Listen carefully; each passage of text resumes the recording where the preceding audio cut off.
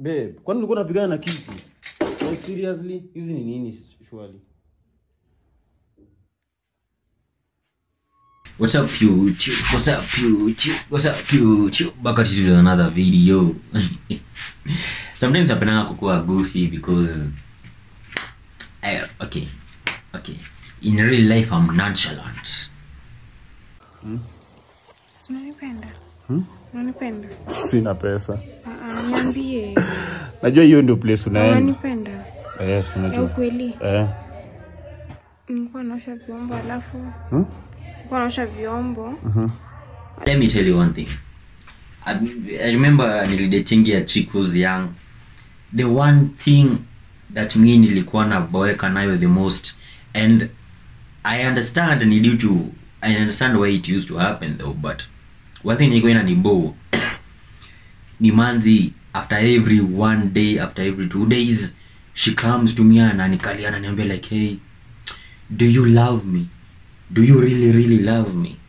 Or unanipenda? Mimi niko like, if I didn't, hatungekuwa hapa.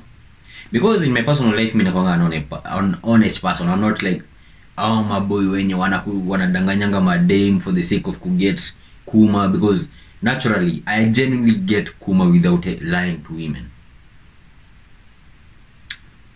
You don't need to, as long as madame upendanga honest dudes, they go far. Nipika kwa mambo ya kupata kuma. That's why my fuckboys huko nje, they get so many women, because wanaambia tu directly, check it, I want us to have fun. Man's like, okay. So me constantly kwenda ni boa na shina kimza, do you love me? I'm like, it's tiring. But I get una overthink. I get you do not believe someone as sexy as me, someone as good looking, as handsome as me, anadate manzika wewe.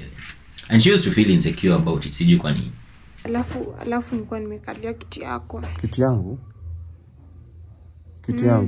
Ya ofisi. Nikaanguka nayo. Ona hadi nimeumia hapa hivi. Ukaanguka na kiti? Pole. Iko wapi?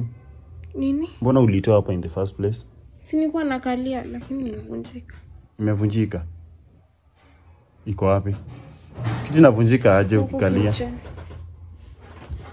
Unachukua kiti yangu napeleka kitchen surely. Hebu ilete. Enda tu uone. Ilete. Enda tu uone.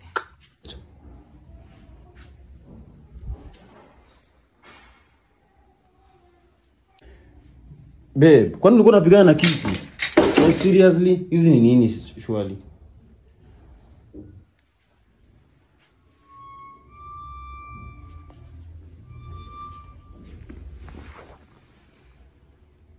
Babe, unanipenda. Kukubana na kuvunja kiti yangu imeingiliana aje? Ili hadi hujaniuliza kama mimi nimeumia. Mbona ulipeleka kitchen in the first place? Nilikuwa nakalia. Ulikuwa unakalia? Ukifanya nini na kiti kitchen? Kiswing. Ukiswing? Sijasema hivyo. You know what? I find it funny that anafanya hivi. But then as I watch your video, I realize madame mwenye ukidate a chick, okay, madame mwenye ako between 18 to 24, 23 hapo, they act like kids. They literally act like children. And you're like, you know, in the moment you do not realize it, but I say actually certain on me realize it looking back at everything.